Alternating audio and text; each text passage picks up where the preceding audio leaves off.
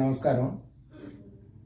Bhimireddy Pullareddy, Sabari news channel, political analyst Khammam.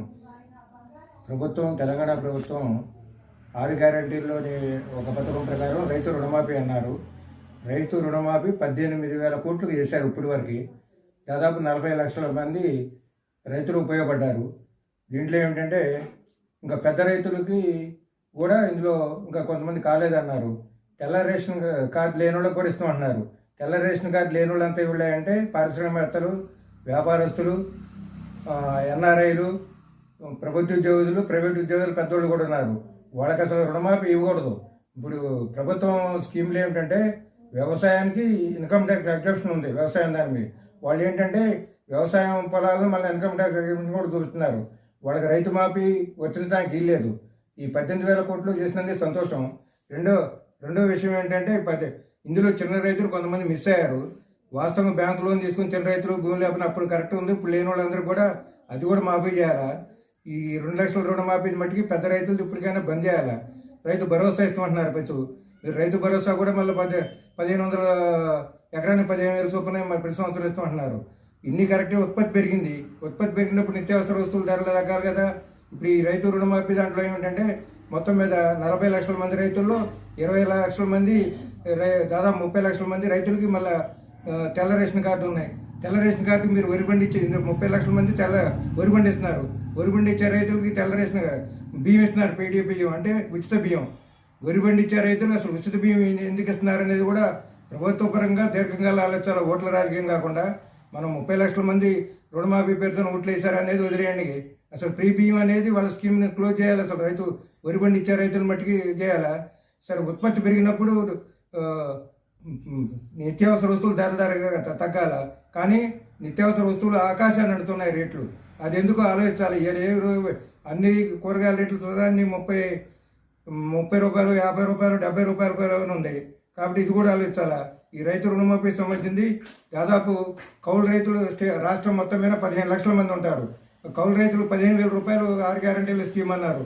ముందు important ఇవ్వాల్సింది ఏంటంటే రైతులు వ్యవసాయం చేయట్లే. పెద్ద రైతులందరూ కౌలు రైతుల మీదనే డిపెండ్ అయింది.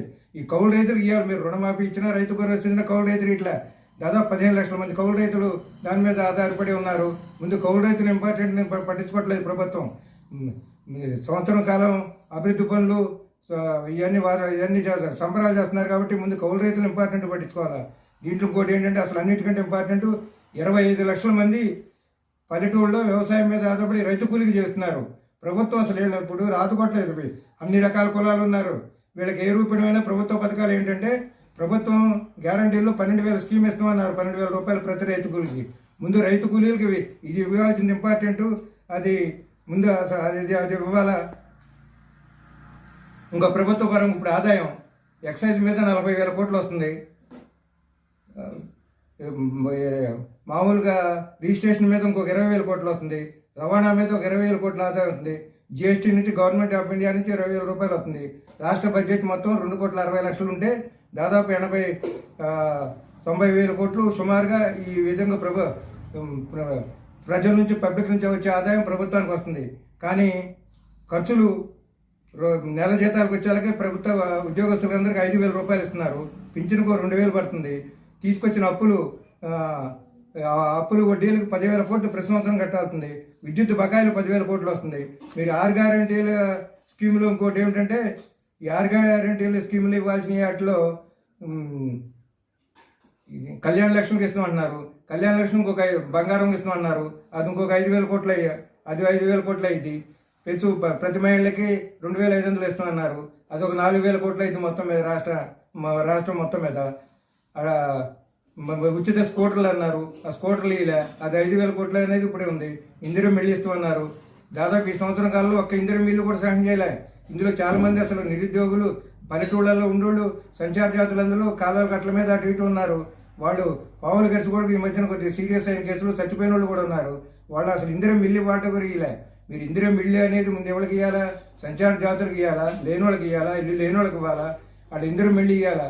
ఇందిరా మిల్లుకి 22,500 కోట్లు ఇవాళ కూడా బడ్జెట్ కేటాయించలో ఇల్లు అలాట్ చేశారన్నారు. కాబట్టి దాన్ని ముందు అది కూడా ఆలోచించాల్సిన పని ఉంది. ఒకటి ప్రభుత్వాలు ఏమిటంటే ఈ స్కీములకి అన్నిటికీ ఇప్పుడుగా ప్రభుత్వం ఓవర్ డ్రాఫ్ట్ ఉంది. గత 5 నెలల్లోనే ప్రభుత్వం ఓవర్ డ్రాఫ్ట్ తీసుకుంది రిజర్వ్ బ్యాంక్ నుంచి. అంటే ఆదాయాన్ని మించిన ఖర్చులు అయిపోతున్నాయి కూడా. ఈ స్కీములు అమలు పరచాలంటే ఇంకో 10,000 కోట్లు కావాలా. 10,000 కోట్లు 20,000 కోట్లు మళ్ళీ ఇంప్లిమెంట్ చేయాలంటే అది కూడా ఆలోచించాల్సిన పరిస్థితి ఏర్పడింది. రెండోది ఏంటంటే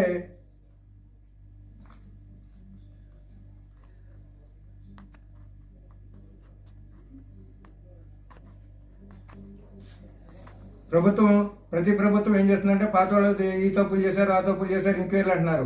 ప్రభుత్వాలు ఎంక్వైరీ చేయడం కాదు, ప్రతి ప్రభుత్వం కూడా సంక్షేమ ప్రభుత్వాలతో పాటు అభివృద్ధి కూడా చేయాలి. అభివృద్ధి అంటే ప్రాజెక్టులు కట్టాలి, రోడ్లు వేయాలి, బోర్డైన హామీలు ఇచ్చున్నారు ప్రభుత్వం. 421 బోర్డైన హామీలు ఇచ్చున్నారు. వాటికి 1,000 కోట్ల బడ్జెట్ అవసరం అయింది. ఆ బడ్జెట్కి ఈ ఆటకు కూడా ప్రభుత్వానికి లేదు. ప్రతి ప్రభుత్వం ప్రతి ప్రజానాయకుడు చేయాల్సింది ఏంటంటే ఆదాయాన్ని మించి వీళ్ళందరికీ ఆదాయం కావాలి. ఏదో రూపాయల ప్రజాపతి ఇవాళ 1,000 లక్షల కోట్లు పెట్టి ఇవాళ ఎమ్మెల్యేలు ఎంపీలు అయ్యారు. వీళ్ళందరూ దాన్ని కవర్ చేసుకోవడానికి ఏంటంటే ప్రభుత్వం సొమ్ముతో కొంత ఓట్లు కొనుక్కునే ఈ స్కీములు పెట్టి, రెండోది ఏంటంటే ప్రతిదానికి కూడా వాళ్ళ ప్రభుత్వాలు కూడా ఏమిటంటే ప్రభుత్వ ఉద్యోగస్తులు తీసుకుంటే లంచం అంటున్నారు. కానీ ప్రజాప్రతినిధులు లంచం లంచం అంటున్నారు.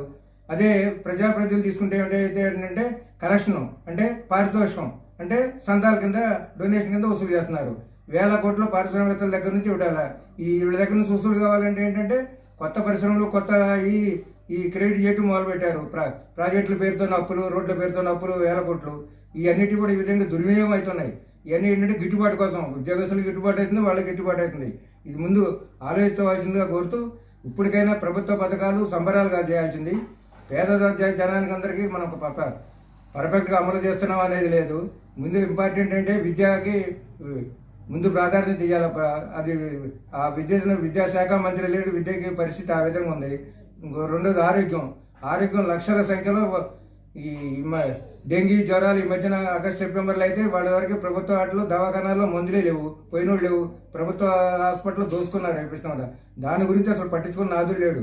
ప్రజాప్రతినిధులు ఎవరు కానీ పార్టీలు కానీ ఈ పార్టీలు నాయకులు పెరిగిన కొంత ఏంటంటే కరెక్షన్ ఆలోచనలు వాళ్ళ గిట్టుబాటు కోసం చందాలు కోసం చూస్తున్నారు తప్ప ఇది చూడలేదు. ప్రజాపాలన అంటే ప్రజల వద్దకు పాలన అంటే ప్రభుత్వం అందరికీ స్కీములు అమలుపరచాలా, అందరూ బాగుండాలా, ఆరోగ్యపరంగా విద్యాపరంగా డెవలప్ అయితేనే రాష్ట్రంగానే దేశంగానే డెవలప్ అయింది.